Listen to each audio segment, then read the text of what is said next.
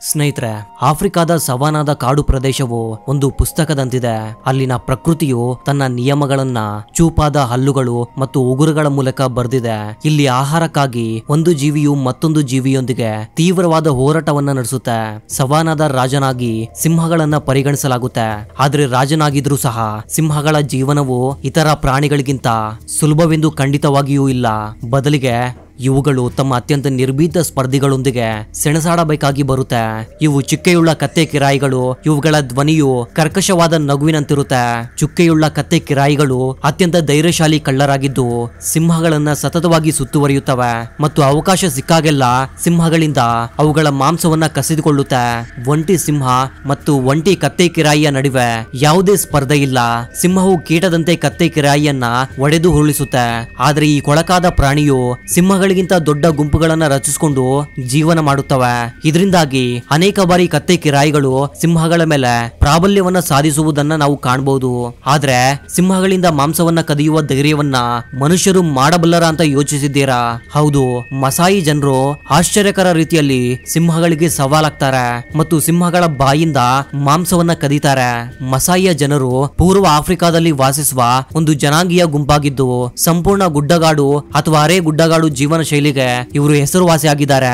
ಗುಡ್ಡಗಾಡು ಜನರು ಒಂದೇ ಸ್ಥಳದಲ್ಲಿ ಸ್ಥಿರವಾಗಿ ವಾಸಿಸದೆ ಒಂದು ಸ್ಥಳದಿಂದ ಮತ್ತೊಂದು ಸ್ಥಳಕ್ಕೆ ಸತತವಾಗಿ ಸಂಚರಿಸ್ತಾ ಇರ್ತಾರೆ.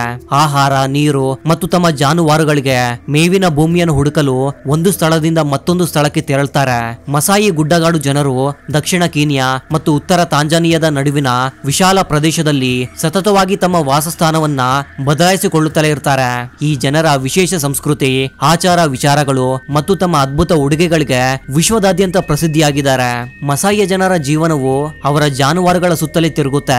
ಇವರನ್ನ ತಮ್ಮ ದೇವರು ಗೋವು ಮತ್ತು ಕಾಡೆಮ್ಮೆಗಳನ್ನ ಕಾಯಲು ಈ ಭೂಮಿಗೆ ಕಳಿಸಿದ್ದಾನೆ ಎಂದು ನಂಬ್ತಾರೆ.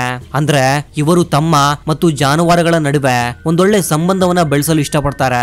ಹೀಗಾಗಿ ಮಸಾಯಿ ಜನರು ಕೇವಲ ಹಾಲಿಗಾಗಿ ಜಾನುವಾರುಗಳನ್ನ ಸಾಕುವುದಿಲ್ಲ, ಬದಲಿಗೆ ಈ ಕಾರ್ಯವನ್ನ ತಮ್ಮ ಕರ್ತವ್ಯವೆಂದು ಭಾವಿಸ್ತಾರೆ. ಈ ಗುಡ್ಡಗಾಡು ಜನರು ಭೇಟಿಯಾಡಿದ್ರೆ ಇವರು ತುಂಬಾ ಸಂತೋಷದಿಂದ ಇರುವುದನ್ನ ನಾವು ಕಾಣಬಹುದು. ನಮ್ಗೆ ನಮ್ಮ ಜೀವನದ ಬಗ್ಗೆ ಸಾವಿರಾರು ದೂರಗಳಿರಬಹುದು, ಆದ್ರೆ ಕಾಡಿನಲ್ಲಿ ವಾಸಿಸುವ ಈ ಮಸಾಯಿ ಜನರು ಯಾವಾಗ್ಲೂ ನಗುತ್ತಾ ಮಂದಹಾಸದಿಂದ ಕಾಣಿಸ್ತಾರೆ.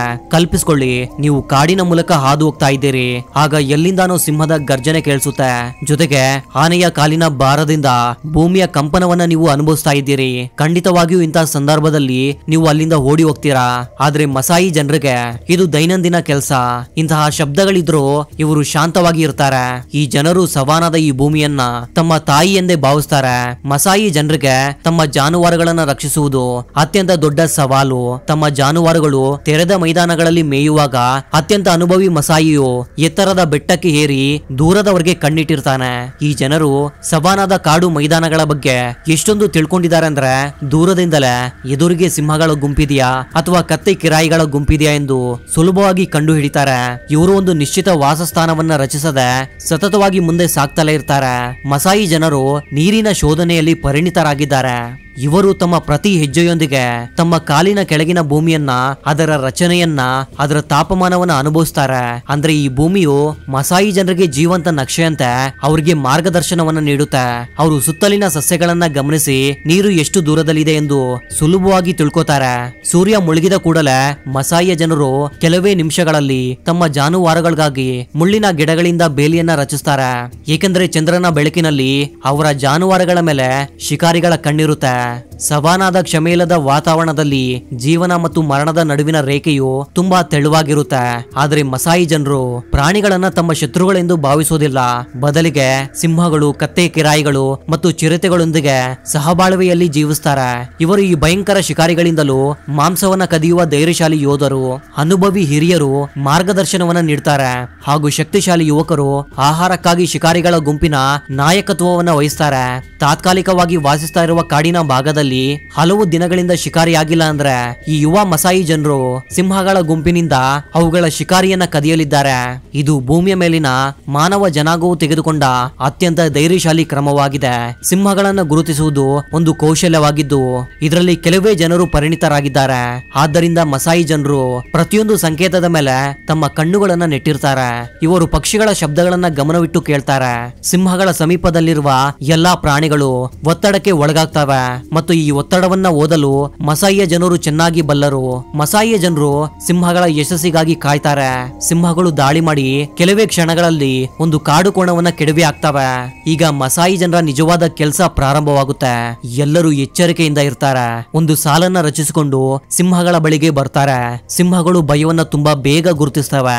ಮಸಾಯಿ ಯೋಧರ ಹೃದಯದಲ್ಲಿ ಸ್ವಲ್ಪ ಭಯವಿದ್ರೆ ಸಿಂಹಗಳು ತಕ್ಷಣ ದಾಳಿ ಮಾಡ್ತವೆ. ಆದ್ರೆ ಈ ಜನರು ತಮ್ಮ ಭಯವನ್ನ ಹಲವು ತಲೆಮಾರುಗಳ ಹಿಂದೆಯೇ ತ್ಯಜಿಸಿದ್ದಾರೆ. ಇವರು ಸಿಂಹಗಳ ಮುಂದೆ ಆತ್ಮವಿಶ್ವಾಸದಿಂದ ಕಾಣ್ತಾ ತಮ್ಮ ಆಯುಧಗಳನ್ನ ಗಾಳಿಯಲ್ಲಿ ತೂಗಾಡಿಸುತ್ತಾ ಮುಂದೆ ಸಾಕ್ತಾರೆ. ಸಿಂಹಗಳಿಗೆ ಈ ಘಟನೆ ಆಶ್ಚರ್ಯಕರವಾಗಿರುತ್ತೆ. ಮಸಾಯಿ ಜನರ ಈ ಆತ್ಮವಿಶ್ವಾಸವು ಸಿಂಹಗಳ ಮನಸ್ಸಿನಲ್ಲಿ ಗಾಬರಿಯನ್ನ ಉಂಟು ಮಾಡುತ್ತೆ. ಇದರಿಂದಾಗಿ ಅವು ಗೊಂದಲಗೊಂಡು ಚೆದರಿ ಹೋಗುತ್ತೆ. ಇದಾದ ಕೂಡಲೇ ಮಸಾಯಿ ಜನರು ವೇಗವಾಗಿ ಮುಂದೆ ಸಾಗಿ ಸಿಂಹಗಳಿಂದ ಶಿಕಾರಿಯಾದ ಪ್ರಾಣಿಯಿಂದ ತಮ್ಮ ಪಾಲನ್ನ ಕತ್ತರಿಸಿ ಬೇರ್ಪಡಿಸಲು ಪ್ರಾರಂಭಿಸ್ತಾರೆ. ಮಸಾಯಿ ಜನರು ಪ್ರಕೃತಿಯೊಂದಿಗೆ ಎಷ್ಟು ಆಳವಾಗಿ ಸಂಪರ್ಕವನ್ನು ಹೊಂದಿದ್ದಾರೆ ಅಂದ್ರೆ ಇವರು ಸಂಪೂರ್ಣ ಕಾಡು ಕೋಣವನ್ನ ಕದಿಯುವುದಿಲ್ಲ.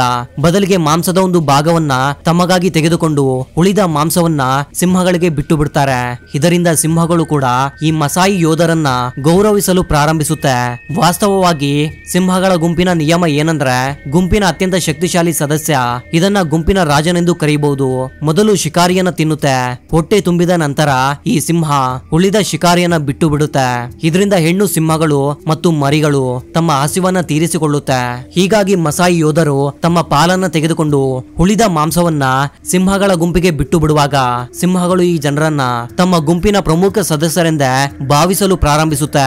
ಮಸಾಯಿ ಜನರು ಸಂಪೂರ್ಣ ಮಾಂಸವನ್ನ ಕದ್ರೆ ಸಿಂಹಗಳು ಇವರನ್ನ ಶತ್ರುಗಳೆಂದು ಭಾವಿಸಬಹುದು ಮತ್ತು ಇದನ್ನ ಮಸಾಯಿ ಜನರು ಸಂಪೂರ್ಣವಾಗಿ ಬಯಸೋದಿಲ್ಲ.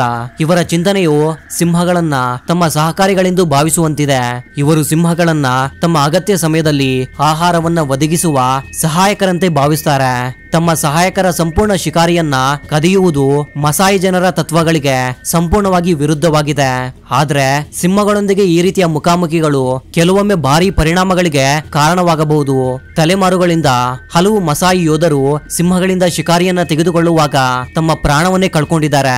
ಸವಾನಾದ ಈ ಕಾಡು ಮೈದಾನವು ತಪ್ಪುಗಳನ್ನ ಕ್ಷಮಿಸೋದಿಲ್ಲ ಮತ್ತು ಸಿಂಹಗಳಿಂದ ಶಿಕಾರಿಯನ್ನ ಕದಿಯುವ ಪ್ರತಿಯೊಂದು ಪ್ರಯತ್ನವು ಜೀವನ ಮತ್ತು ಮರಣದ ನಡುವಿನ ಒಂದು ಅಪಾಯಕಾರಿ ಕೃತ್ಯವಾಗಿದೆ. ಈ ಅಪಾಯಕಾರಿ ಕೃತ್ಯದಲ್ಲಿ ಇವರ ಯಶಸ್ಸಿನ ಪ್ರಮಾಣವು 90% ಅಷ್ಟಿರುತ್ತೆ. ಸಿಂಹಗಳಿಂದ ಮಾತ್ರವಲ್ಲ, ಮಸಾಯಿಯ ಜನರು ಸವಾನಾದ ಇತರ ಶಿಕಾರಿಗಳಾದ ಕತ್ತೆ, ಕಿರಾಯಿಗಳು ಮತ್ತು ಕಾಡು ನಾಯಿಗಳಿಂದಲೂ ಅವುಗಳ ಶಿಕಾರಿಯಿಂದ ತಮ್ಮ ಪಾಲನ್ನ ತೆಗೆದುಕೊಳ್ಳುವಲ್ಲಿ ಉನ್ನತ ಯಶಸ್ಸಿನ ದರವನ್ನ ಹೊಂದಿದ್ದಾರೆ. ಮಸಾಯಿ ಜನರು ಯಾವಾಗ ಮುಂದೆ ಸಾಗಬೇಕು ಮತ್ತು ಯಾವಾಗ ಹಿಂದೆ ಸರಿಬೇಕು ಎಂಬ ಪೂರ್ತಿ ಮಾಹಿತಿಯನ್ನು ಇವರು ತಿಳ್ಕೊಂಡಿದ್ದಾರೆ. ಸಿಂಹಗಳಿಗೆ ಶೀಘ್ರವಾಗಿ ಕೋಪ ಬರುತ್ತೆ. ಆದ್ದರಿಂದ ಅವು ಕೆಲವೇ ನಿಮಿಷಗಳಿಗೆ ವಿವಿಧ ದಿಕ್ಕುಗಳಲ್ಲಿ ಚೆದರಿ ಹೋಗುತ್ತವೆ. ಒಂದು ವೇಳೆ ಇವುಗಳ ಗುಂಪಿನ ಬಳಿ ಹೆಚ್ಚು ಸಮಯ ನಿಂತರೆ ಸಿಂಹಗಳು ದಾಳಿ ಮಾಡಬಹುದು. ಸಿಂಹಗಳು ಯಾವಾಗ ದಾಳಿ ಮಾಡುವವೆಂದು ತಿಳಿಯಲು ಮಸಾಯಿಯ ಜನರು ಸಿಂಹಗಳ ಸೂಕ್ಷ್ಮ ಸಂಕೇತಗಳನ್ನ ಇವರು ಗಮನಿಸ್ತಾರೆ. ಸಿಂಹಗಳು ಎದ್ದು ನಿಂತು ತಮ್ಮ ಚೂಪಾದ ಹಲ್ಲುಗಳನ್ನ ತೋರಿಸುತ್ತಾ ಆಕ್ರಮಣಕಾರಿಯಾಗಿ ಗರ್ಜಿಸಲು ಪ್ರಾರಂಭಿಸಿದ್ರೆ ಅದು ಒಂದು ಎಚ್ಚರಿಕೆಯಾಗಿದೆ. ಅವು ಯುದ್ಧಕ್ಕೆ ಸಿದ್ಧವಾಗಿದೆ ಎಂದು ಅರ್ಥ. ಸಿಂಹಗಳ ಕಿವಿಗಳು ಬಾಗಿರುವುದು ಮತ್ತು ಬಾಲವು ಚಾಟಿಯಂತೆ ಜೋರಾಗಿ ಅಲ್ಲಾಡುವುದು ಈಗ ಸಿಂಹಗಳು ದಾಳಿ ಮಾಡಲಿವೆ ಎಂಬ ಸ್ಪಷ್ಟ ಸಂಕೇತವಾಗಿದೆ. ಇಂತಹ ಸಂದರ್ಭದಲ್ಲಿ ಬುದ್ಧಿವಂತಿಕೆ ಮತ್ತು ಸಿಂಹಗಳಿಗೆ ಗೌರವವನ್ನು ತೋರಿಸುತ್ತಾ ಮಸಾಯಿ ಜನರು ಹಿಂದೆ ಸರಿತಾರೆ. ಒಟ್ಟಾರೆಯಾಗಿ ಈ ಜನಾಂಗದ ಅಸ್ತಿತ್ವವು ಧೈರ್ಯದ ಜೊತೆಗೆ ವಿವೇಕದ ಮೇಲೂ ಕೂಡ ಅವಲಂಬಿತವಾಗಿದೆ. ವಾಸ್ತವವಾಗಿ ಸವಾನಾದ ಈ ಕಠಿಣ ವಾತಾವರಣದಲ್ಲಿ ಜೀವಂತವಾಗಿರುವುದು ಯಾವುದೇ ಸುಲಭವಾದ ಕೆಲಸವಲ್ಲ. ವಿಡಿಯೋವನ್ನ ನೋಡಿದ್ದಕ್ಕಾಗಿ ತುಂಬಾನೇ ಧನ್ಯವಾದಗಳು. ಮತ್ತೊಂದು ಆಸಕ್ತಿಕರ ವಿಡಿಯೋ ಜೊತೆಗೆ ಮತ್ತೆ ಸಿಗೋಣ. ಅಲ್ಲಿವರೆಗೂ ಜೈ ಹಿಂದ್, ಜೈ ಕರ್ನಾಟಕ.